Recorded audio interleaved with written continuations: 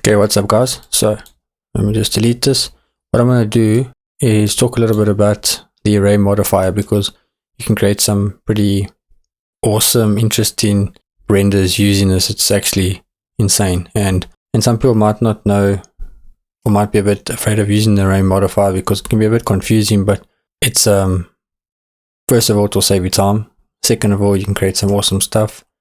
And yeah, so what I thought I would do is just show you couple of ways to use it. And yeah, it's not going to be a tutorial. I'm not going to create the full scene, but I'm just going to show you how to use it, and then you can implement it into your renders and creations. So hopefully this video helps. So first thing I'm going to do is go Shift A, add a mesh, let's add a plane, then let's go to Z, S, let's scale it up, something like that. Now let's go to tab, right click, subdivide, and then subdivide. That should be enough. Okay, then what you want to do is go to Z and then go here, and then let's select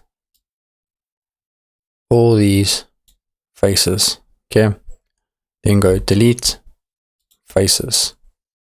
Okay, now we've got this.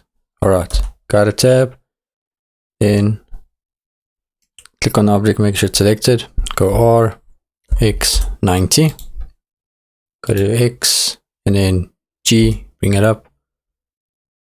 This is something like that.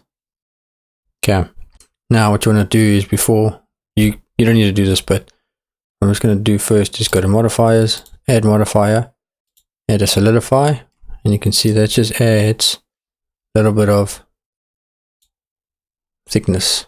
Okay, this is not really important to always do when you're using the array modifier. It's just trying to create something pretty easy and cool. Okay, so now let's say you want to create a scene and then bring your camera in somewhere like this, and then create like an endless loop of these arches. Well, it's not an arch, but this thingy-mabobby. Okay, so now what you want to do is select this and go to add modifier, and what you want to do is add a array. Okay, now we want it to go that way, so down to array, and then make this factor 0 and the Y 1. You can see now it brings it on top, so we don't want that either, so we want it on the Z, so 1. Now you can see it's just added it there, but what you want to do is go 1.1, because that gives it that little bit of a gap. So obviously if I go 1.5, the gap will be bigger. Okay, and then you can obviously make it like that,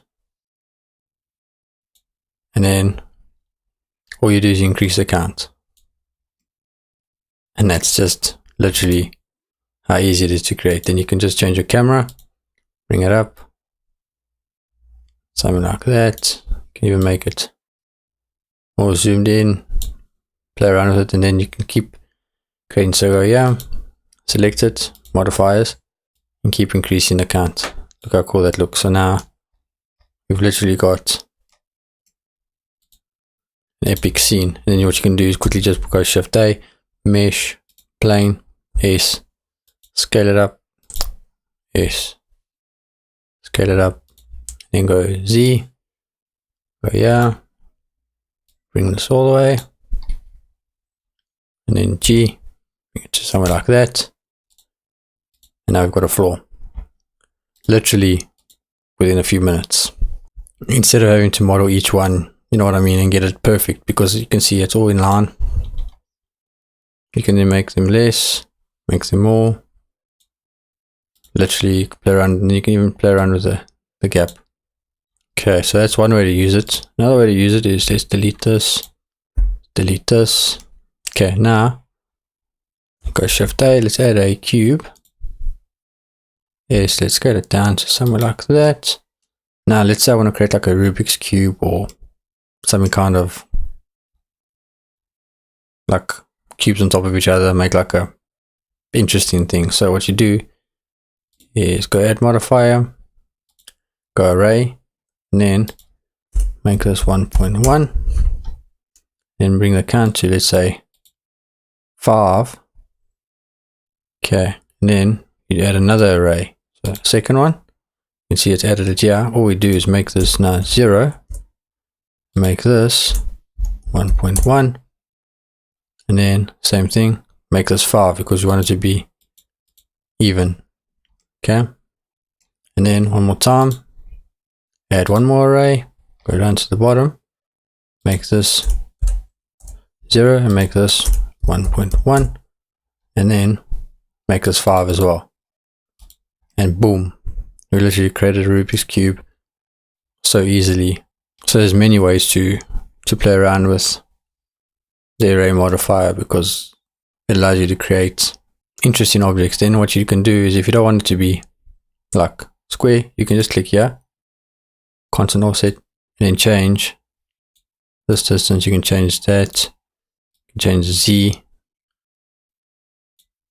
Same for this one, so constant offset, same thing.